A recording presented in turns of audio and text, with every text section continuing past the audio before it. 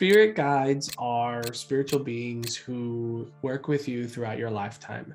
They're there not to tell you how to cut your hair or what foods to eat or these sorts of things. They're not there to tell you where crystals in your bra and like all kinds of things. They're there to support you to make sure that you are supported meeting your life goals that you kind of set out for this lifetime. They also can collaborate with you, so to speak, to help you with your different forms of mediumship or bringing through spiritually inspired information or skills, whatever it is that you're developing. So, spirit guides, it's not so much important that we know how, like, who your spirit guide is, so to speak. But what is important is that you learn to know what they feel like and when they're drawing near. That's a much more important thing to understand than necessarily who they are, what their name is, what they look like, what's their backstory. Now, that doesn't mean you can't understand that information, but what is important is that we develop and cultivate a sensitivity to their presence. Spirit guides are not there to tell you how to live your life. They're there to support you. So they aren't going to get mad at you. They're not going to trick you. They're not going to punish you. It's nothing like that. Instead, they're going to be an unconditionally loving, supportive, spiritual presence that when you need them, they will be there. They also have to let you sort of go through the rough parts of learning because that is how we learn. We sometimes have to, especially if you had kids, you'll recognize that sometimes you have to let them scrape their knees. Sometimes you have to let them kind of fall down and pick themselves back up. So the spirit guide isn't there to fix all your life and fix all your problems. They're there to support you when you need it, if you need it, and they're there to give you guidance if things are sort of going off the rails, that maybe don't seem according to plan, so to speak.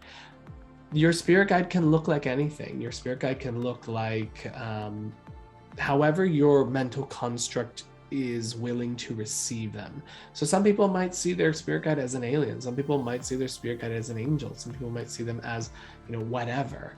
But that, again, that's not the important part. You're going to receive them however you receive them. What's important is how we recognize that essence of that spirit communicator. That's really what we're going to recognize them by, is by how they make us feel and feeling the closeness of their presence. This is how we cultivate their relationship, by quieting ourselves, inviting them to be near us and blending with them so that we can get information if we were going to get information, or just to be sensitive to them. I know for myself, when cultivating my relationship with my spirit guide, I don't really turn to them for everything, hardly anything, to be honest. There's only rare instances where I might turn to them and say, hey, can you help me with XYZ? That being said, I've developed a relationship with them that if I ever need anything, I will sense them. If there's something that I need that I might not even be aware of, I will feel them. So they come to me when I need to know something. I don't necessarily have to be banging down their door. But that doesn't mean that you can't. There's so much that you can grow and develop that relationship with your spirit guides. But really let go of the whole, what's their name? What do they look like? All that sort of thing. It's not that important.